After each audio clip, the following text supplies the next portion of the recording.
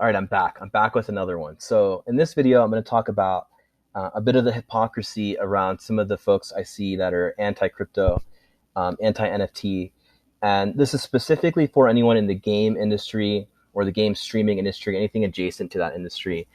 Anyone who might have drank the Everest Pipkin Kool-Aid, this is for you. So, and the reason why I'm specifically aiming this at this industry is because I believe that the gaming industry and the crypto industry are very closely linked in such a way that you can't, it's not a gotcha. You can't really deny the link here. I'm not talking about streaming on Netflix. I'm not talking about some other shit. I'm talking about specifically the gaming industry. You look at the ArtStation backlash, folks who do concept art, folks who do game design, VFX, whatever it is, even some folks in the VR industry, which I guess I'm a part of. We contribute to our own eco footprint, and I think it's disingenuous to not speak on that when you're condemning another industry. So that's my point with this video. Let's just talk about the reality here in gaming, and that's that it's a growing industry. It has more infrastructure than the crypto and NFT industry, which, by the way, within crypto, NFTs is a very small subsection of what's happening in crypto. I'm sure it'll grow larger, but at the moment, we're talking about right now. When you compare the two, gaming does have a very large footprint in a large industry. Personally, I would extend that out to, again, streaming. There's a lot of folks who create content on the daily, several times a day, around gaming, and they've got their own communities, and they're trying to do the same things that crypto artists are doing, and that's get away from the 9 to 5 and try to live doing something that you love doing. Some people just do it because they like to see themselves on camera. I'm sure other people, they're very passionate about it, and they've committed their life to it at this point. So within this footprint of gaming, I would put in not just computers, consoles. I would put in the footprint of streaming to data centers like the Amazon data centers from Twitch, and any of the other platforms out there that do game streaming. I would put in the cost of components, so computer components, hardware like graphics cards, cameras, microphones, lights, all the things that people who typically fit into this, this niche of streamers and influencers within the gaming world, they all have this stuff, right? If you're part of that culture, you are going to buy what's necessary to upgrade your live stream so that you can hopefully be the next great live streamer, right? So that includes gaming chairs, right? I don't have one. I guess this is a chair I bought, but I don't think it's considered a gaming chair. But either way, it's in my own setup. I admit that this is part of my setup to do something that I don't need to be doing, but I want to do it, right? It's the same argument where you're like, oh, why wouldn't you just make art some other way instead of using NFTs? Well, how about, why don't you just game on your Nintendo 64? Why do you have to have the latest device? And also, why do you have to stream yourself while you're gaming, right? Why do you have to do that, right? It's a choice. You want to do it because you want to, you're either looking up to your favorite streamer who's been able to make it out of their 9 to 5 grind and do something that they love, or it's purely a vanity thing that you're doing and you like to kind of create your own platform and have fans and followers. Whatever it is, no one's demonizing you for doing that, right? But in the case of NFTs, when people do that, when they find a way to make a living off of their art, everyone's quick to jump on that bandwagon and start hating on people. So if you're going to come out and call out an industry and condemn an entire group of people who are trying to do the same thing, then you need to be realistic about your own choices and what you've staked your own future on, I guess. So in this case, let's take a look at this. So we all know games are getting more realistic, more intense, graphics are getting better, things like that. In this case, we can see that even with the latest generation games, these downloads are getting bigger and bigger in order to play these things. Everything's gone digital. It's hard to get a physical copy. You know, to some degree, the lack of physical copies makes the footprint smaller, but then you have to consider the amount of bandwidth and things that are needed to infrastructure that are needed to like support all this downloading, right? This stuff doesn't come out of the actual, sky like a cloud. It's called the cloud, but like there's actually data centers that are running this, in case anyone doesn't know that. So let's just take a look at the current size of the Bitcoin blockchain, which right as of the 14th of February, it was 320 gigabytes. Hundreds of thousands of people around the world play this shit. So yeah, I don't know. Like it's kind of crazy to not like put these numbers out there in comparison when you're calling out, it's crypto, for example.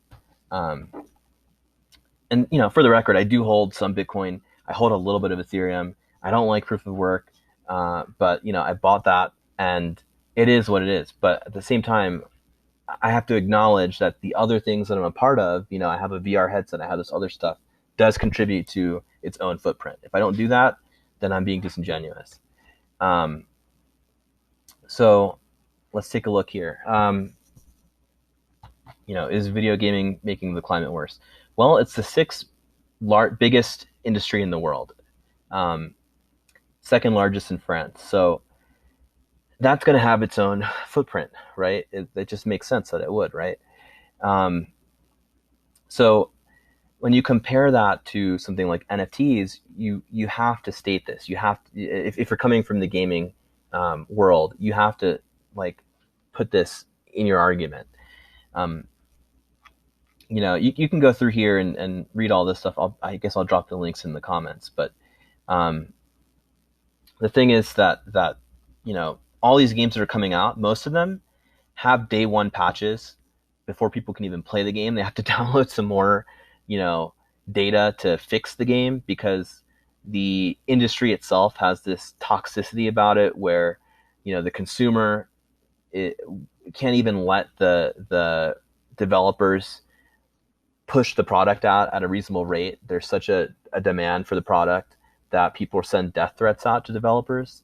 So then the product comes out very buggy in the case of like Cyberpunk. Another issue that you could talk about maybe if you want to in an article, but like, I guess people don't want to do that. So it's just something to consider here. And that's just in the console market, right? So we have PC gaming as well, which is very its own beast. But again, if you're not going to consider these things, then I don't know if I can trust your argument. Here's another article that talks about, the emissions and tries to calculate them. Again, the issue of the carbon footprint of the servers that run these things. So for any of the anti-capitalists out there who are also Twitch streamers, circle that square or whatever, right? Like figure that one out. Amazon's not providing this out of goodwill. It's a business, and it has its own environmental impact. So it just seems very hypocritical to see people in the gaming industry, like Everest, I'm just going to put it out there, make these criticisms and then go on to Twitch and do their streaming, playing Legend of Zelda or whatever, when they're not acknowledging that their own industry's footprint. So yeah, read into this if you want, learn a little bit about it. It's only getting bigger. Esports, look at esports. Like this is a cultural phenomena, cultural thing that is not going to go, back in the bottle or whatever. It's going to keep growing. Mobile gaming, right? Gaming is huge. Let's just put it that way. Another article about it. It's here if you want to look for it, but if you don't want to look for it, again, that's something that you have to like reflect on when you're making arguments, and they're very like one-sided, very I don't know, soapboxy or whatever. I acknowledge my contributions to the eco footprint on all fronts, right? I'm a human being living within this capitalist system, and it sucks. But I'm not going to try to point at someone and say, hey, stop doing that. Like, because then I have to stop doing what I'm doing, right? So, like, unless we're all willing to stop doing the things that we're doing, then you know, it just doesn't make any sense to me. Um, anyway, so let's look at some actual data here, and I guess this will be my last point. Is this is a Berkeley lab that does a lot of research on, um, the hidden cost of computer gaming and all these different footprints, and you can see their publications here. Some of them have to do specifically with gaming. Other ones are just like in general. But if you want to find like some actual research, this is a good place to look. One of the papers I was looking at specifically is from 2017. So mind you, this is old. This is, I think, prior to the proliferation of a lot of these things, like streaming to the degree that they are now. And like I think the freaking Secret Labs chair didn't come out, until a little bit later. And look at that thing. Look at the footprint from that thing on Amazon and all these other people that are knocking it off, creating these stupid chairs. Anyway, so let's take a look at this. So, they go through all these different things about like the data and what they've been able to calculate. And obviously these are like old, some old numbers and stuff like that. Let's just jump to the conclusion. Okay, here's the conclusions. The conclusion is that there is data available, but most of it is collected and analyzed without any energy analysis in mind. So, and that also says here that survey methods vary and are often undisclosed. A lot of things have not been addressed in the data that's been collected. So, VR being a thing, like this can't speak to VR. It's too early for that. Cloud-based gaming and streaming, like it's not covering any of that. Time spent on gaming, behavioral choices, all these things, overclocking. Like there's so much data that's missing here that these scientists can't even put a number on the footprint of the gaming industry. Think about that. If they can't put a number on it, then how can you stand to demonize another industry, which, by the way, also can't put a number on what the footprint is for what they're doing? We can look at crypto art, and you can see, if in case you haven't checked in recently, that Memo has shut this project down. Why? Because the information on here was actually not accurate, and it's very hard. It's hard to put a number on these things. That's not to say that like the footprint doesn't exist and that there shouldn't be concern. All I'm saying is, again, do your own research, come to terms with your own industry's involvement in the destruction of our planet, come to terms with your own industry's participation in this capitalist machine, this dystopia, this like, all the you have to like, if you're going to come out so strongly against something, you have to somehow also reconcile all the issues in your own industry, in my opinion. It's not a gotcha. Like I said, these two things come from, crypto art and gaming. They come from the same root, right? Computer graphics. Graphics cards are used right now anyway in proof of work for Ethereum mining, which is where most of the NFTs live. Not all of them, but most of them. So we've got farms of graphics cards running this shit. Most of the crypto art, not all of it, but most of it is 3D generated using Unity, Maya, Unreal, all these programs that are the same ones used in the gaming industry. So again, they're like this. It's so closely tied. I just don't understand. I don't understand where people can be on one side of it and point fingers without pointing at themselves. Um, so anyway, that's my rant. I had to get it off my chest. I've been thinking about this for like ever since that article came out. Um, and yeah, that's it. I'm gonna just leave it there. Please do your own research and um, call out hypocrisy when you see it. I guess I don't know. Um, that's it.